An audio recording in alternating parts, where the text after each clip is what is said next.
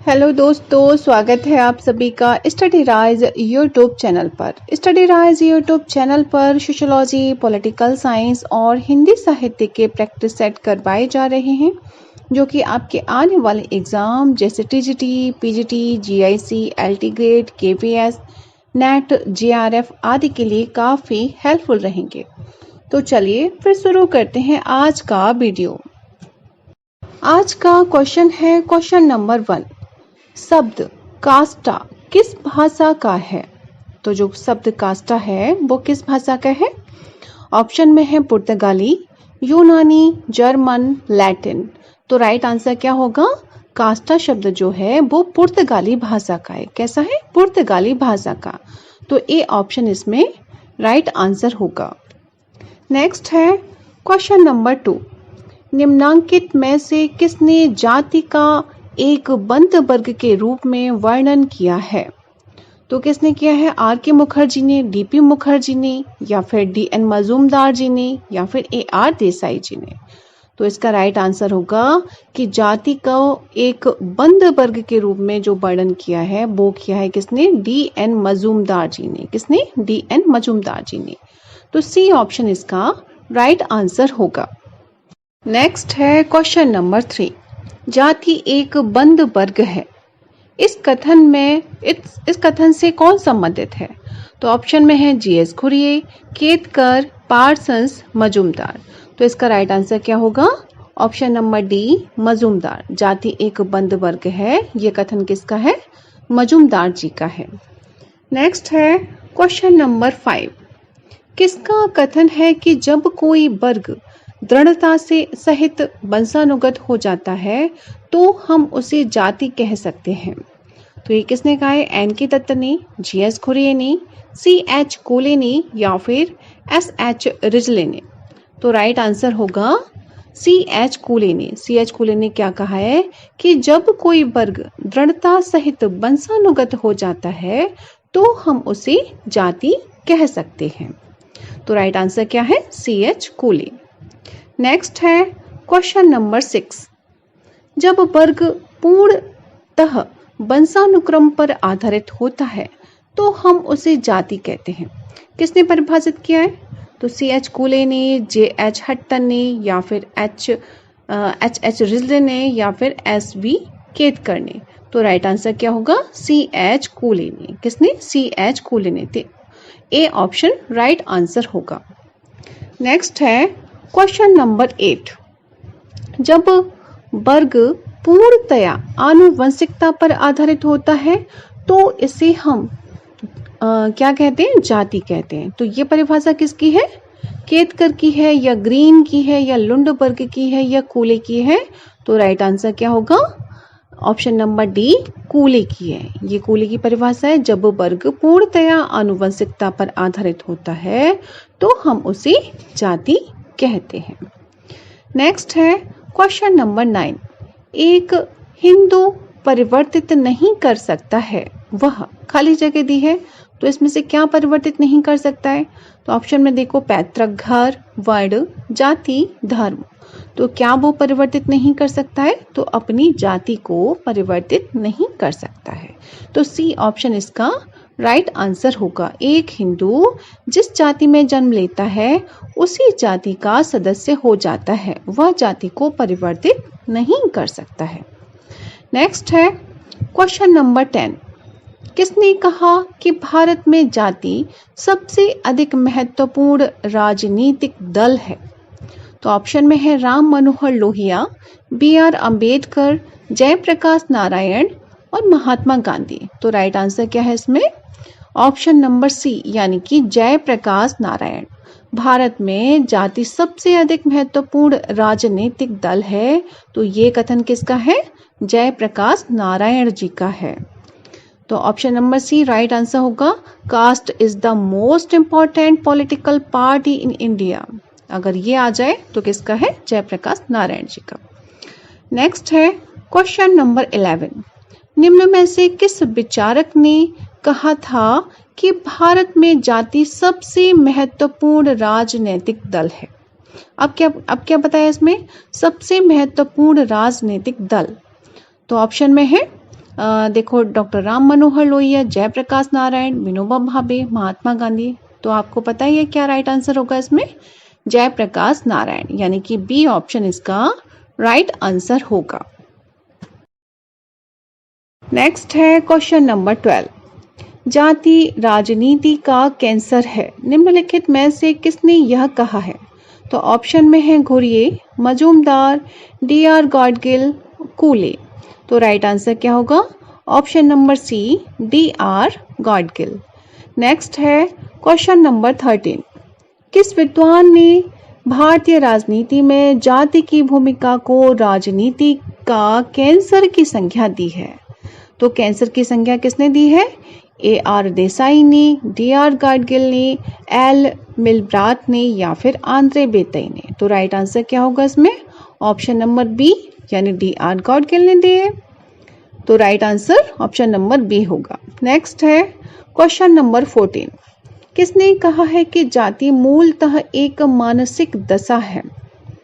तो ये किसने कहा है? ऑप्शन में है B.R. Ambedkar, S.C. Dubey, A.R. Desai, M.N. Srinivas. तो राइट आंसर क्या होगा? जाति मूलतः एक मानसिक दशा है। तो ये जो कहा है वो कहा है B.R. अम्बेडकर जी ने। किसने? B.R. अम्बेडकर जी ने। तो ए ऑप्शन इसका राइट आंसर होगा।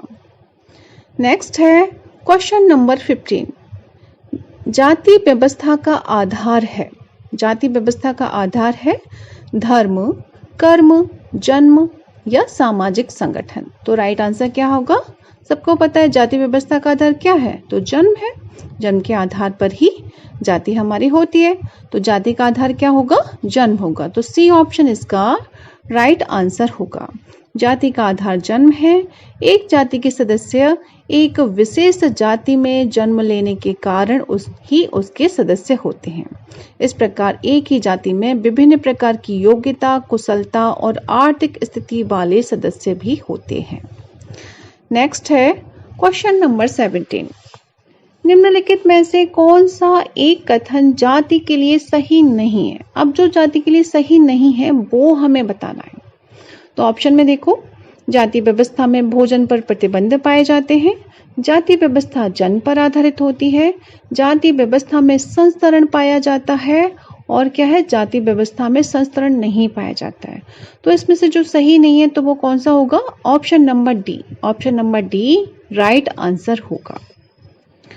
नेक्स्ट है क्वेश्चन नंबर 18। जीएस खुरे के अनुसार निम्नलिखित में से कौन जाति की विशेषता नहीं है? अब जो नहीं है विशेषता वो बताना है हमें। तो ऑप्शन में है संस्तरण, विवाह का प्रतिबंध, व्यवसाय के प्रतिबंधित चुनाव का अभाव, और डी है भोजन तथा सामाजिक सहवास पर प्रतिबंध। तो इसमें से राइट आंसर क्या होगा? ऑप्शन नंबर सी, व्यवसाय के प्रतिबंधित चुनाव का अभाव। कौन सा होगा? सी ऑप्शन राइट आंसर होगा। जीएस खुरे ने जाति व्यवस्था की जो संरचना है, जो उस पर प्रतिबंध लगाए गए हैं, उसके आधार उन्होंने कितने माने? 6 आधार जो महत्वपूर्ण माने, यानी कि 6 विशेषताओं के बारे में वो बात करते हैं। कौन? जीएस खुरे। तो उसमें से एक तो संस्तरण है, विवाह पर प्रतिबंध है, और क्या है? भोजन तथा सामाजिक सहवास पर भी प्रतिबंध बताया, लेकिन व्यवसाय के प्रतिबंधित चुनाव का अभाव तो ये नहीं बताया है। ठीक है, तो सी ऑप्शन राइट आंसर होगा। नेक्स्ट है क्वेश्चन नंबर 19। जीएस खुरे ने जाति की 6 विशेषताएं दी हैं। उनके अनुसार निम्न में से कौन सी सही विशेषता है? अब जो सही है हमें वो बताना है। तो ऑप्शन में देखो, समाज का खंडात्मक विभाजन। तो जो पहली विशेषता है वही सही है, क्योंकि घुरे ने पहली विशेषता तो यही बताई है कि समाज का खंडात्मक विभाजन। तो ए ऑप्शन इसमें राइट आंसर हो जाएगा। नेक्स्ट है क्वेश्चन नंबर 20। डॉक्टर जीएस खुरे ने जाति व्यवस्था के 6 लक्षण बताए हैं। निम्न में से कौन सा एक लक्षण शामिल नहीं है? अब इसमें जो शामिल नहीं है वो हमें बताना है। तो ऑप्शन में देखो, समाज का खंडात्मक विभाजन, तो ये तो है। अपवित्रीकरण, संस्तरण, भोजन व सामाजिक व्यवहार पर नियंत्रण। तो इसमें से कौन सा नहीं है? जो शामिल नहीं किया है डॉक्टर जीएस खुरिया जी ने, तो वो है अपवित्रीकरण। क्या है? ऑप्शन नंबर बी, अपवित्रीकरण राइट आंसर होगा। जो डॉक्टर जीएस खुरिया ने जो 6 विशेषताएं बताई हैं या लक्षण बताए हैं, आप लोग उनको लर्न कर लीजिएगा, क्योंकि इस पे क्वेश्चंस काफी बनते हैं। तो इसका राइट आंसर क्या होगा? Option number B. नेक्स्ट है क्वेश्चन नंबर 21। निम्नलिखित में से कौन सा समाजशास्त्री जाति को पूर्णतः एक विशिष्ट भारतीय प्रघटना नहीं मानता है? तो कौन नहीं मानता है?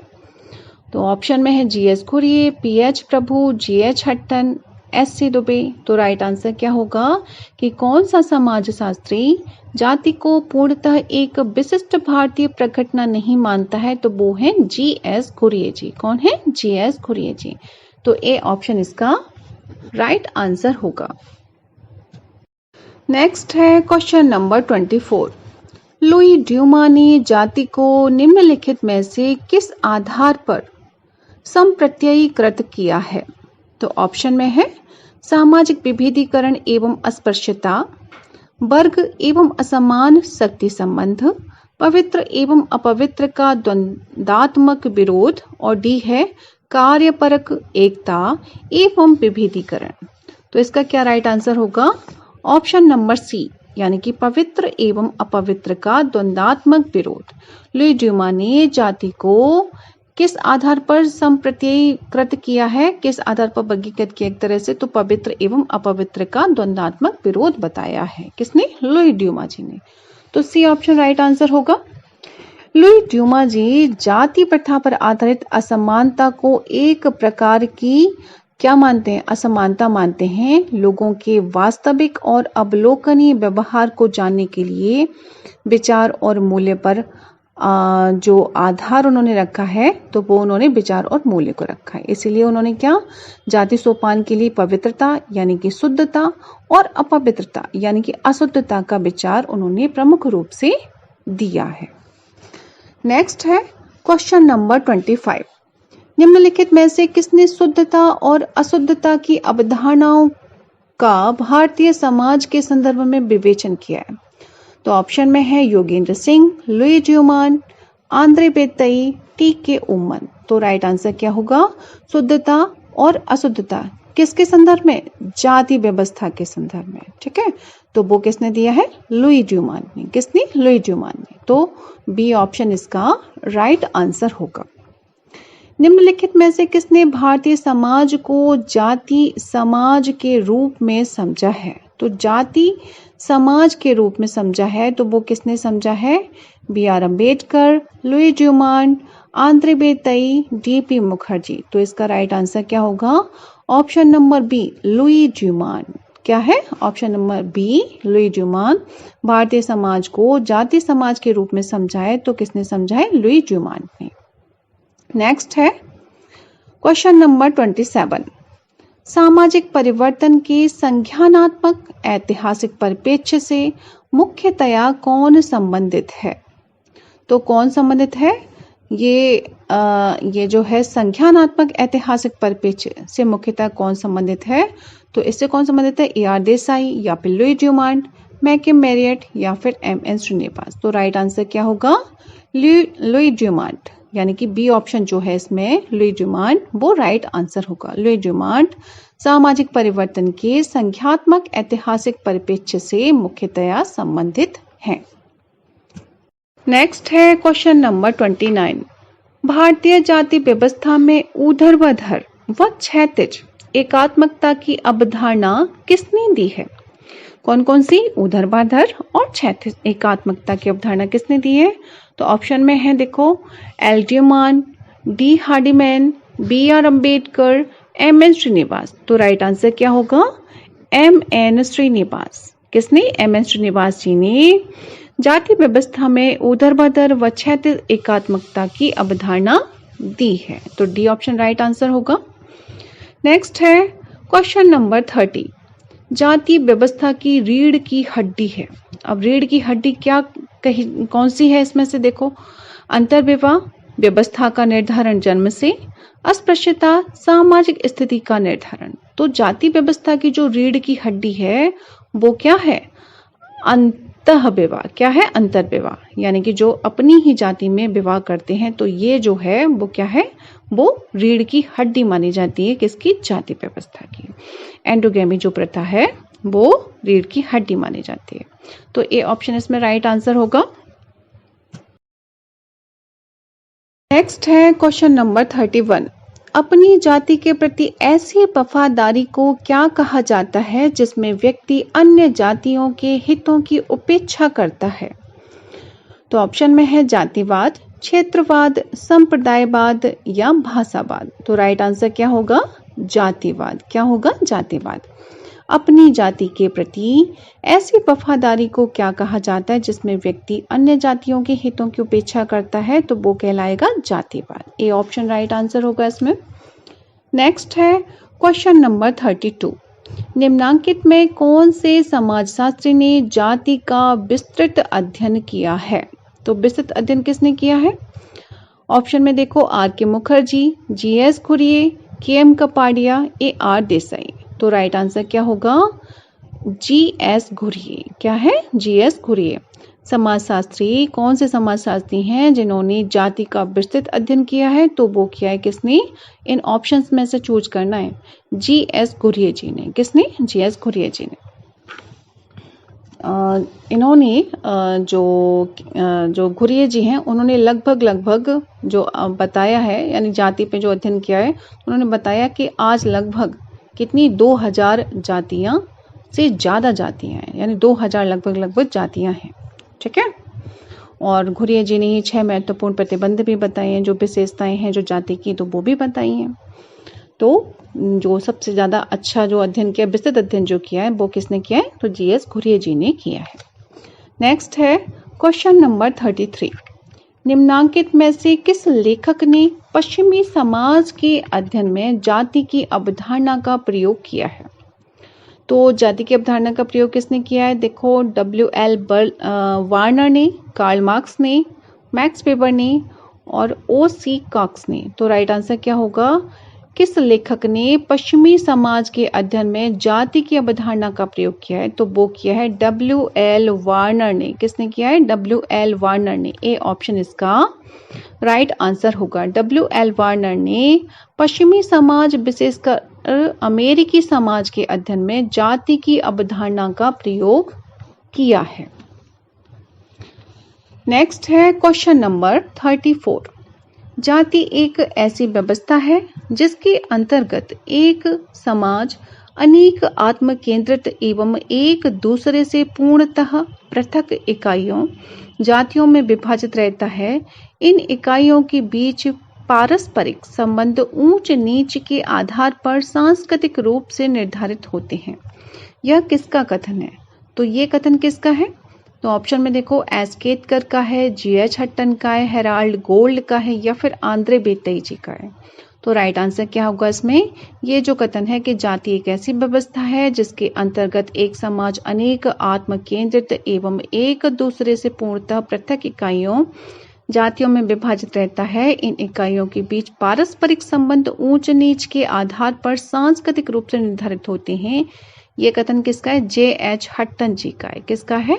जे.एच. हट्टन जी का है। तो बी ऑप्शन इसका राइट आंसर होगा। अब नेक्स्ट है क्वेश्चन नंबर 35। कथन दिया है और कारण दिया है। कथन है इसमें, भारत प्रजातियों का अजायब घर है। और कारण बताया इसमें कि भारत में अनेक जातियां मिलती हैं। तो बातें तो दोनों सही हैं। भारत प्रजातियों का अजायब घर है, यहाँ पे बहुत सारी प्रजातियां पाई जाती हैं, है ना। तो इसका जो राइट आंसर होगा तो वो होगा ऑप्शन नंबर बी, यानी ए और आर दोनों सही तो हैं, लेकिन इसकी व्याख्या जो है वो सही नहीं है। ठीक है, दोनों बातें तो सही हैं। भारत प्रजातियों का अजायब घर है, ये भी बात सही है। और क्या है? भारत में अनेक जातियां मिलती हैं, तो ये भी बात सही है। दोनों बातें तो सही हैं, लेकिन इसका क्या है? स्पष्टीकरण जो है वो सही नहीं है। तो बी ऑप्शन इसका राइट आंसर होगा। नेक्स्ट है क्वेश्चन नंबर 37। निम्नलिखित में से कौन सा कारक भारत में जाति असमानता के उन्मूलन का कारण है? तो कौन सा कारण है? विवाह बंधन, निरक्षरता तथा रूढ़िवाद, शिक्षा, जाति प्रतिष्ठा की भावना। तो देखो उन्मूलन का कारण पूछा है, तो उन्मूलन आप कैसे कर सकते हो? जब आप शिक्षित होगे तभी तो आप किसी चीज का उन्मूलन कर पाओगे। तो राइट आंसर क्या होगा? ऑप्शन नंबर सी, शिक्षा। तो भारत में जाति असमानता के उन्मूलन का कारण क्या है? शिक्षा। राइट आंसर होगा ऑप्शन नंबर सी। नेक्स्ट है क्वेश्चन नंबर 38। किसने अंतः विवाह की विवेचना जाति की एक महत्वपूर्ण विशेषता के रूप में की है? तो किसने की है? तो वो की है जी.एस. घुरिये ने, या फिर एम.एस. श्रीनिवास ने, या फिर एस.ए. दुबे ने, या फिर एन.के. दत्त ने। तो राइट आंसर क्या होगा इसमें? जी.एस. घुरिये। अंतःविवाह की विवेचना जाति की एक महत्वपूर्ण विशेषता के रूप में जो बताया है, तो वो बताया किसने? जी.एस. घुरिये जी ने बताया है। नेक्स्ट है क्वेश्चन नंबर 40। व्यवस्था के रूप में जाति एक बहुत अच्छी व्यवस्था है, पर जब वह जातिवाद के रूप में परिवर्तित हो जाती है तब वह बहुत हानिकारक हो जाती है। टिप्पणी कीजिए। अब ये बात कैसी है बताओ? पूर्णतः गलत है, या फिर पूर्णतः सही है, या अंशतः सही है, या फिर तीनों में से कोई नहीं? तो इसका क्या राइट आंसर होगा कि व्यवस्था के रूप में जाति एक बहुत अच्छी व्यवस्था है, अगर व्यवस्था के रूप में देखा जाए, ठीक है। लेकिन जब यही क्या बन जाता है, जातिवाद के रूप में परिवर्तित हो जाएगी, तो वो बहुत हानिकारक भी हो जाती है। तो हम जानते हैं भाई, जब जातिवाद बढ़ता है तो बहुत हानिकारक होता है सबके लिए। तो ये बात पूर्णतः सही है। क्या होगा? ऑप्शन नंबर बी जो है वो राइट आंसर होगा, पूर्णतः सही। नेक्स्ट है क्वेश्चन नंबर 41। होकार्ट तथा सेनाट जाति की उत्पत्ति के किस सिद्धांत से संबंधित हैं? तो इन्होंने कौन सा सिद्धांत दिया है होकार्ट तथा सेनाट ने? तो ऑप्शन में देखो, सांस्कृतिक सिद्धांत, धार्मिक सिद्धांत, राजनैतिक सिद्धांत, या व्यावसायिक सिद्धांत।